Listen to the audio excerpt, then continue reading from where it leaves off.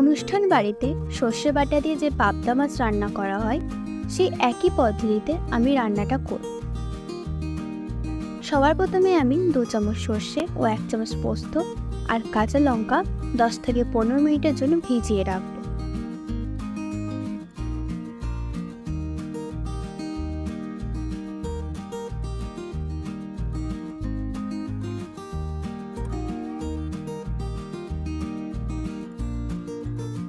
এরপর আমি মাছগুলো নুন আর হলুদ মাখিয়ে কিছুক্ষণ রেখে দেবো।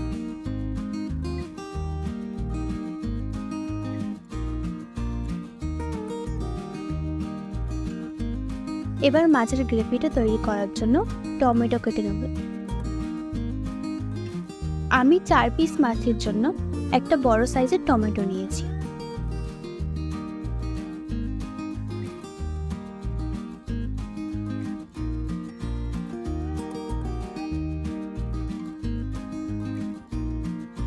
এবার ভেজানো সর্ষে আর পোস্তটা বেটে নেব।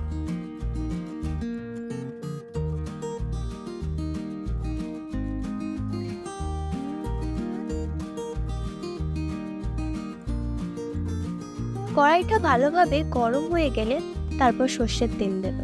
এর ফলে মাছ ভেঙে যাওয়ার সম্ভাবনা থাকে না। তেল গরম হয়ে গেলে একে একে মাছগুলো ভেজে নেব।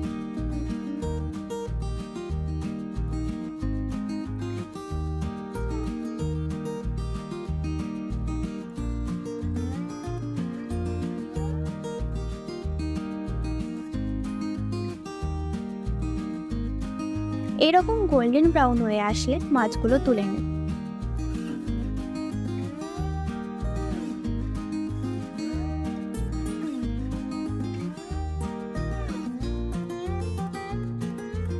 এরপরই তেলে দিয়ে দেবো কালো জিরে, তেজপাতা আর লঙ্কা।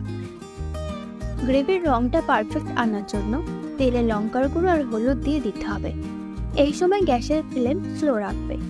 এরপর এতে টমেটো পেস্ট দিয়ে দেবো আর স্বাদ মতো লবণ দিয়ে দেবো।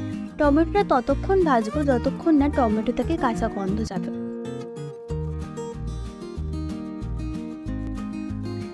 টমেটোটা দেখো ভালোভাবে ভাজা হয়ে গেছে। এরপর এর মধ্যে সর্ষে বাটা দিয়ে দেবো। আমি সর্ষে বাটাটা ছেঁকে নিয়েছি। এর ফলে সর্ষে বাটা খেতে খুবই সুন্দর হয়। সর্ষের খোসা থেকে গ্যাস হবার সম্ভাবনা থাকে, কিন্তু এভাবে রান্না করলে গ্যাস হবার সম্ভাবনাও থাকে না। গ্রেভিটা ভালোভাবে ফুটে আসলে এর মধ্যে একে একে মাছগুলো দিয়ে দেব। মাছ দেবার পর ফুটিয়ে নিতে হবে 5 থেকে 6 মিনিট।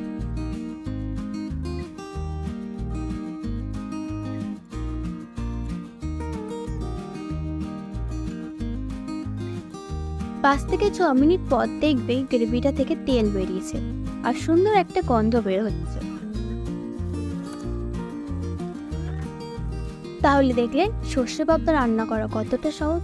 যদি রান্নাটা আপনাদের ভালো লাগে তাহলে অবশ্যই কমেন্ট করে জানাবেন।